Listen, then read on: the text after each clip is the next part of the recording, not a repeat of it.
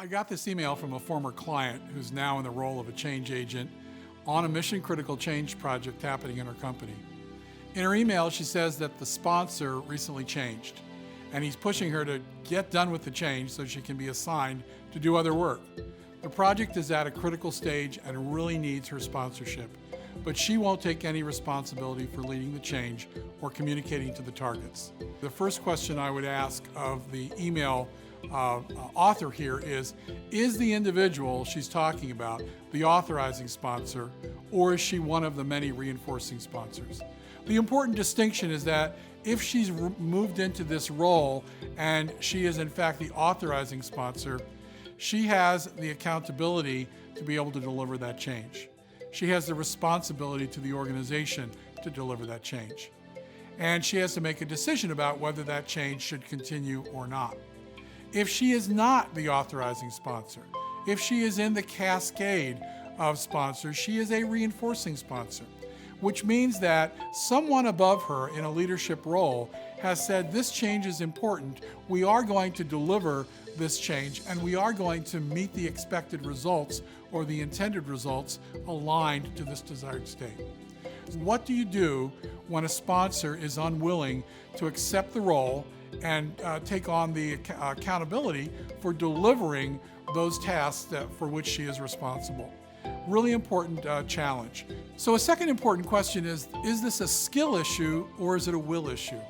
If it's a skill issue, meaning that she doesn't have the competency to do the job well, we certainly can coach her. We can provide her with the skill and expertise that she needs. We can coach her through it. We can help her with the application. We can help resolve that particular challenge. If it's a will issue, if she's not sponsoring well because she doesn't believe it's the right thing to do, we've got a bigger challenge.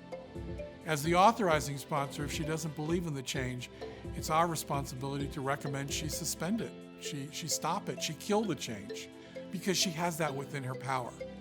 If she's the reinforcing sponsor and she is unwilling to make that change happen, to lead that change, as the change agent, after I've exhausted all of my other coaching and communication and training options with her, I may in fact have to report to her supervisor, the authorizing sponsor, the risk that is associated with her decision.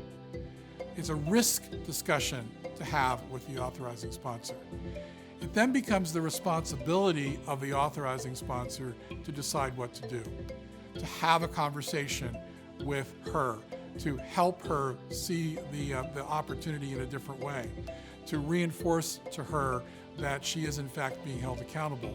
Or the authorizing sponsor, for whatever reasons, may decide that this is in fact the time to revisit the desired state, revisit the project, revisit whether in fact the change needs to move forward.